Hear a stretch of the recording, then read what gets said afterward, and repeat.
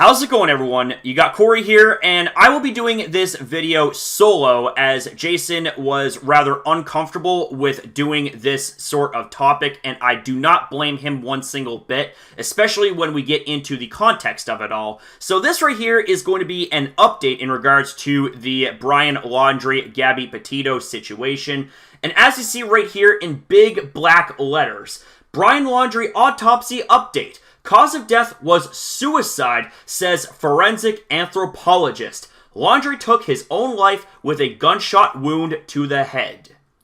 Yeah, I think that right there tells the story better than I ever could. So for further context, ladies and gentlemen, let's get into the article. Deceased fugitive Brian Laundrie died of suicide, a forensic anthropologist told Laundrie family attorney Steve Bertolino on Tuesday. Laundrie took his own life with a gunshot wound to the head, Bertolino said. Chris and Robert are still mourning the loss of their son and are hopeful that these findings bring closure to both families, he said. The Florida District 12 medical examiner said Thursday that officials completed their investigation through a scene response by medical examiner personnel, a complete examination of the recovered skeletal remains, a consultation with a forensic odontologist that confirmed a comparison of dental records, a consultation with a forensic anthropologist, and a comparison of remains by DNA analysis. Laundrie was a person of interest in the disappearance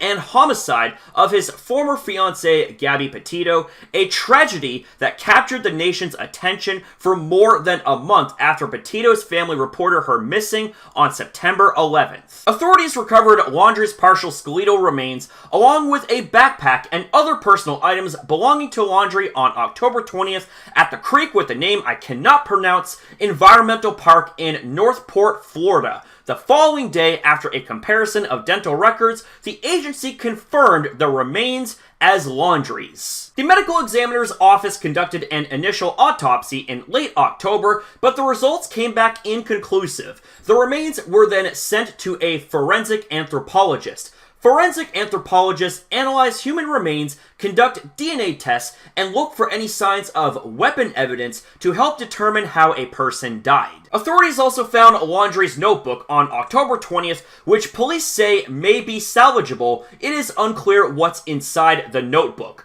Laundrie had returned to his parents' home on September 1st without her. Petito's family reported her missing 10 days later. Laundrie's parents then reported their son missing on September 17th, but clarified later that the last time they saw him was September 13th. The Northport Police Department and the FBI searched the creek with the name I can't pronounce park for more than a month before eventually finding Brian's remains and personal items with help from Laundrie's parents in an area that had previously been underwater. Police previously directed questions about a firearm from Fox News to the FBI. The FBI has not released any new information about the case at the time of publication. Petito Schmidt family attorney Richard Stafford told Fox News' Laura Ingle that the family has been aware of the circumstances surrounding the suicide of the sole suspect in Gabby's murder and will not be making a statement at this time due to the request of the United States Attorney's Office and the Teton County's Prosecutor's Office. The family was asked to not comment and let the FBI continue their investigation and allow the United States Attorney's Office make a determination on whether any additional individuals will be charged, he said.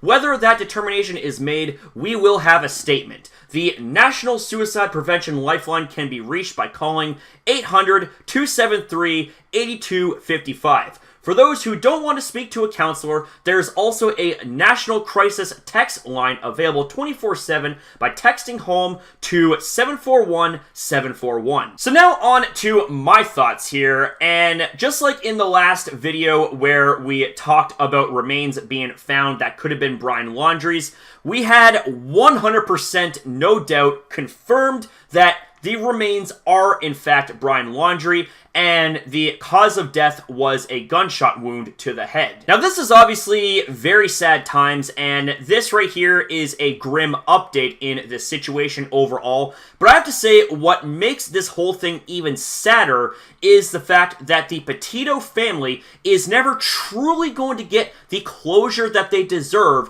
when it comes to the demise of Gabby Petito, which is just absolutely heartbreaking. Now, I do need to say this to be technical, as I have said this many times in past videos, that innocent until proven guilty in the court of law is a sword I am willing to live and die by. And since Brian Laundrie wasn't officially convicted of the murder of Gabby Petito, this right here is still very much open-ended, and there's still a lot of questions that may never get an answer. Like, as an example, when it came to Brian Laundrie's suicide, could that have happened due to the overwhelming guilt of the murder of Gabby Petito, if that was the case? Or was it the fact that the pressure got too much to him by being investigated, so he thought he would just end his life by shooting himself in the head?